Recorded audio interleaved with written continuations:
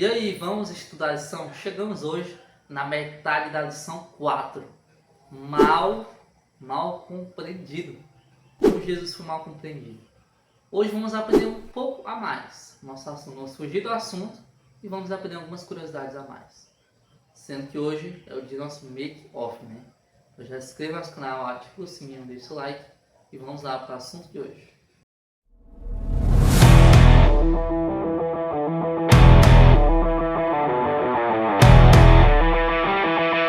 Hoje, terça, dia 22 de julho de 22/7, make-off, nossas curiosidades nos bastidores. Vamos aprender sobre a expressão pão da vida, sobre como Moisés era considerado maior que Jesus, sobre espiões, sobre revolta. Vamos aprender tudo hoje. Então vamos lá para a nossa primeira curiosidade.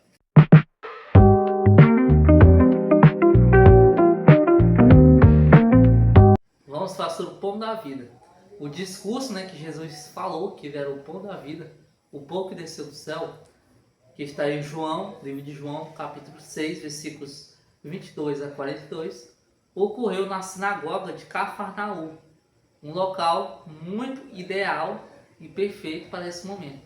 Um local ali que tinha muitas pessoas ali que era uma cidade que estava afundada, na crise, mas que poucos em poucos, Jesus foi muitas vezes para Cafarnaum.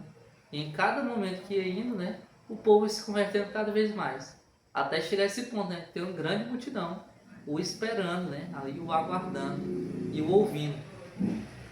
Mas quando Jesus disse, que só viveria quem comesse o pão que desceu do céu, aí a maioria se revoltou, Quando Jesus fala que tinha que comer do pão que desceu do céu, muitos não entenderam. Muitos queriam que Jesus fosse adorado naquele momento, alguma coisa assim, um orgulho muito grande estava na cabeça, Satanás também estava trabalhando muito fortemente na cabeça das pessoas, ali com todas as suas artimanhas, e ele ganhou em muitas cabeças, posso dizer assim, Mas quando Jesus disse que só viveria para sempre quem comesse o pão da vida, o pão que desceu do céu, era se referindo que apenas por meio de sua morte, ou seja, a morte na cruz, que nós poderíamos ser salvos. Porque Jesus morreu, o simbolismo da morte da cruz é que ele morreu por cada um de nós. E essa referição que ele fez a si mesmo, de que para você viver eternamente, você tem que comer o pão da vida. Isso significa que para você ter a vida eterna, você ser restaurado, você tem que aceitar a morte de Jesus.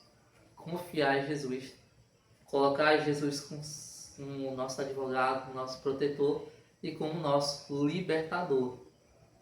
Essas expressões, usadas por Jesus, comam da minha carne e bebam do meu sangue, não deveriam ser retratadas literalmente.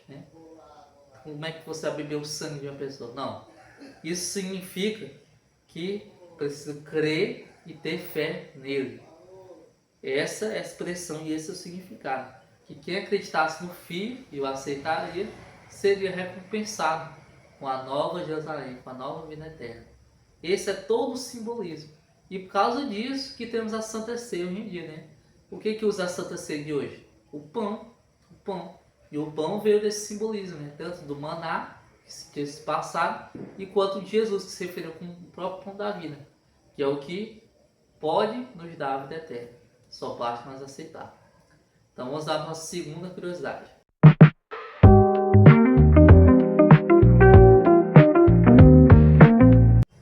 Vamos aprender sobre como Moisés foi retratado maior que Jesus, Primeiramente, quem trouxe essa hipótese foram os líderes de Jerusalém, que costumavam enviar espiões para confrontar, para olhar Jesus, Eles próprios eram espiões. Ele tinha os fariseus, escribas, mestres da lei, estudiosos, líderes de Jerusalém, e eles iam lá. Muitos iam para o quê? Para espiar, a expiação que eles faziam. Com a intenção de achar alguma acusação para matar Jesus, porque o que eles queriam era matar Jesus. porque Jesus estava ali, não posso dizer, estava praticamente derrubando a Roma, né? O poder papal da Roma. E a acusação estava contra ele, e enviava espiões. E aí os judeus, né, costumavam colocar Moisés maior que Jesus naquele momento. Por quê? Porque os hebreus, ali que está após o Egito, né, a livração do Egito, para eles foi Moisés que fez que caísse pão do céu, o pão dos anjos, né, maná a seus pais no deserto. E Jesus não tinha nada disso, né? E aí, mas eles não compreendiam de que o próprio simbolismo maná significa Jesus, que morreu na cruz, que é o nosso alimento que temos que buscar, que é o nosso Deus que temos que buscar, né? Se não fosse tão orgulhosos e tivesse estudado corretamente as escrituras, teriam percebido de que aquele menino seria que morreria por nós. Se eles tivessem estudado bem, eles que eram os mestres da lei, as pessoas que mais estudavam, mas não estudaram muito bem, né? Porque o Filho de Deus é o nosso maná, é Jesus, é o pão da vida, que providenciaria o alimento celestial que garantiria a vida eterna. Esse é o alimento que temos que comer. A Jesus e sua palavra. E que infelizmente, né, naquele momento, o Jesus falou aquelas palavras, muitos não estavam suportando, não suportaram as palavras e acabaram se afastando, criando uma revolta, saindo do lado do homem que eles tanto desejavam ouvir para o lado do inimigo. Eles acabaram não interpretando da maneira correta. Jesus foi mal compreendido naquele momento. Ellen White diz que um espírito diferente passou a controlá-los e eles já não conseguiriam ver nada de atraente naquilo que antes tanto se interessavam. Mas está aqui, ó. Israel rejeitou seu Salvador porque eles queriam a água que perece, não a que dura eternamente.